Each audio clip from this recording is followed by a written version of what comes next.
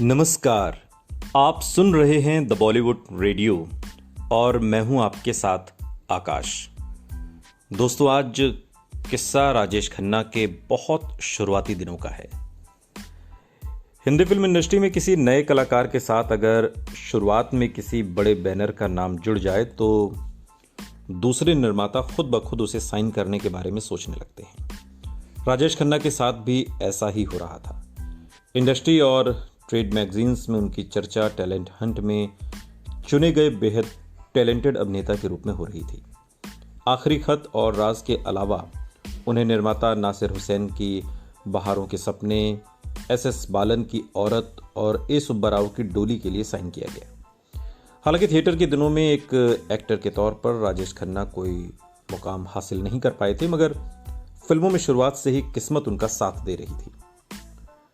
उन्हें हीरो के role offer किए जा रहे थे। ये अलग बात थी कि ये सभी छोटे बजट की फिल्में थीं और इनमें से ज़्यादातर फिल्मों में उनके रोल से ज़्यादा जो ध्यान था वो हीरोइन के रोल और फिल्म के गीत संगीत पर था। टैलेंट हंट के कॉन्ट्रैक्ट के मुताबिक यूनाइटेड प्रोड्यूसर्स में शामिल निर्माताओं को उन्हें अपनी फिल्मों में अहम रोल देने थे और इन जाने माने निर्माताओं के साथ फिल्में मिलना ही किसी नए अभिनेता के लिए अपने आप में एक बड़ी उपलब्धि थी। फिर आखिरी खत में कहानी खुद पर केंद्रित न होने के बावजूद राजेश खन्ना ने सबका ध्यान अपनी ओर खींचा था। शुरुआती फिल्मों में सिर्फ फिल्म राज ही में उनका रोल ऐसा था जो एक स्टार के रूप में उन्हें सही से लॉन्च दे सकता था और इसमें उनका स्क्रीन टाइम भी बाकी के मुकाबले ज़्यादा था क्योंकि वो डबल रोल निभा रहे थे। साथ ही ये उनकी पहली रंगीन फिल्म भी थी। फिल्म आखिरी खत फ्लॉप होने के बाद राजेश खन्ना ने अपनी सारी उम्मीद इस फिल्म से जोड़ रखी थी, लेकिन 1967 में रिलीज हुई निर्माता जीपी सिप्पी की यह फिल्म भी बुरी तरह फ्लॉप हो गई। बबीता के साथ उनकी जोड़ी को दर्शकों ने नकार दिया। फिल्म इंडस्ट्री में हर शुक्रवार किस्मत और लोगों की राय बदलती रहती है। लगातार दूसरी फिल्म फ्लॉप होने के बाद राजेश खन्ना को लेकर निर्माताओं और मीडिया की नज़रें भी बदलनी शुरू हुई। अब टैलेंट के अलावा लोगों की नज़रें राजेश खन्ना की खामियों पर जाकर ठहरने लगती। ये ताना मारा जा रहा था कि आखिर यूनाइटेड प्रोड्यूसर्स ने हजारों प्रतियोगियों के बीच ये किस लड़के को चुन लिया। लीड रोल मिलने के बावजूद अपने करियर के बारे में जैसा राजेश खन्ना ने सोचा था वैसा कुछ नहीं हो रहा था। इंडस्ट्री में एंट्री मिलने के बाद अब उन्हें हाथ से सब कुछ फिसलता महसूस हो रहा था।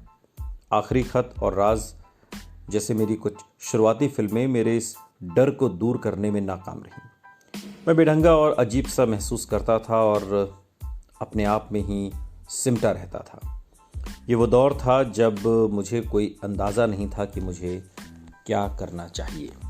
सालों बाद जब राजेश खन्ना से उनके करियर के बारे में, करियर के शुरुआती दिनों के बारे में सवाल पूछा गया तो उसका जवाब देते हुए काका ने कहा था। 1967 में उनकी अगली फिल्म बहारों के सपने की शूटिंग चल रही थी। फिल्म के निर्देशक थे नासिर हुसैन और राजेश खन्ना की हीरोइन थी आशा पारेख, जो अब तक कई हिट फिल्मों की हीरोइन रह चुकी थी। उनकी अपनी फैन फॉलोइंग थी और इस फिल्म के समय वो राजेश खन्ना से बड़ी स्टार थी। एक वरिष्ठ फिल्म पत्रकार बताते हैं कि इस फिल्म की शूटिंग के दौरान एक वाकया हुआ। फिल्म के एक आउटडोर शूट के दौरान शॉट देने के बाद आशा पारेख और राजेश खन्ना खुले मैदान में अपनी कुर्सी पर बैठे हुए थे। तभी शूटिंग देख रहे कुछ नौजवानों की भीड़ उनकी तरफ ऑटोग्राफ लेने के लिए आगे बढ़ी। राजेश खन्ना इन फैंस को अपनी तरफ आता देखकर मन ही मन खुश थे, लेकिन तभी उन्होंने भीड़ देखा कि सारी की सारी जो भीड़ है वो उनके पहुंचने से पहले ही आशा पारेख के पास जाकर रुक गई। हर कोई आशा पारेख के ऑटोग्राफ ले रहा था। राजेश खन्ना चुपचाप वहां बैठे रहे और तभी आशा पारेख के ऑटोग्राफ लेने के बाद भीड़ में से दो लड़कियां उनकी तरफ आगे बढ़ने लगी। राजेश खन्ना के मुरझाए हुए चेहरे पर अचानक से मुस्कान आ गई। वो करीब आई तो राजेश खन्ना अपने खास अंदाज में मुस्कुराए। लड़कियों का नाम पूछकर उन्हें अपने ऑटोग्राफ दिए और उनसे बातें भी की। लड़कियां उनसे बात करके शर्माते हुए मुस्कुरा रही थीं।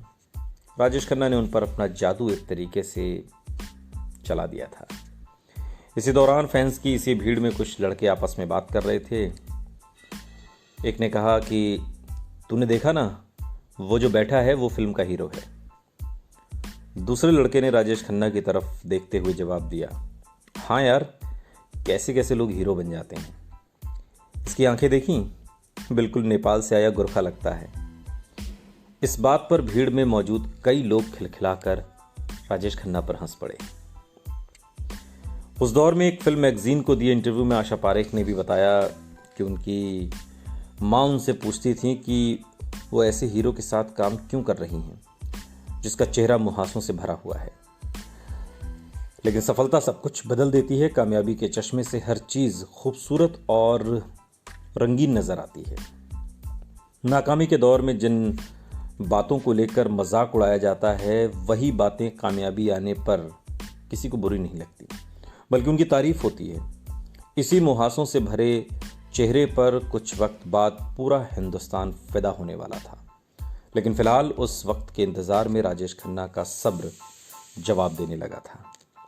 बाहरों के सपने में भी आशा पारेख का रोल ही बेहतर था, लेकिन राजेश खन्ना के संवेदनशील परफॉर्मेंस, मासूमियत और चॉकलेटी चेहरे के बारे में मीडिया में अच्छी बातें लिखी गईं। आज भी ये फिल्म आर.डी. बर्मन के बेहतरीन संगीत के लिए जानी जाती है। गीतकार मजरूह सुल्तानपुरी के 3 यादगार गीत, आजा पिया तोहे प्यार दूं, या क्या जानूं सजन, या चुनरी संभाल गोरी, लोग भूले नहीं हैं। यही वो फिल्म थी जिसके जरिए राजेश खन्ना और आर.डी. बर्मन का ताल्लुक बना। वो टीम बनी जो आने वाले सालों में भारतीय सिनेमा के संगीत को नई पहचान देने वाली थी। मगर इतने अच्छे संगीत के बावजूद बहारों के सपने का हश्र भी वही हुआ जो राजेश खन्ना की पिछली फिल्मों का हुआ था। एस.एस. बालन की औरत भी फ्लॉप रही। ये नाकामी निर्माताओं के सब्र का इम्तिहान ले रही थी। लेकिन राजेश खन्ना के साथ एक अजीब बात हो रही थी।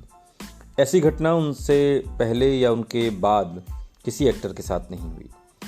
4 बड़ी फ्लॉप फिल्में देने के बाद निर्माता लगातार उन्हें नई फिल्मों के लिए बतौर हीरो साइन कर रहे थे। पता नहीं क्यों उन्हें राजेश खन्ना पर ऐसा यकीन था जो फिल्में पिटने के बाद भी पूरी तरह डगमगाया नहीं था।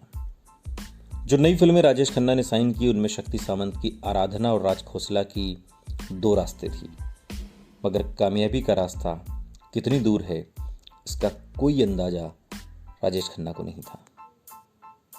सुनते रहिए द बॉलीवुड रेडियो, सुनता है सारा इंडिया।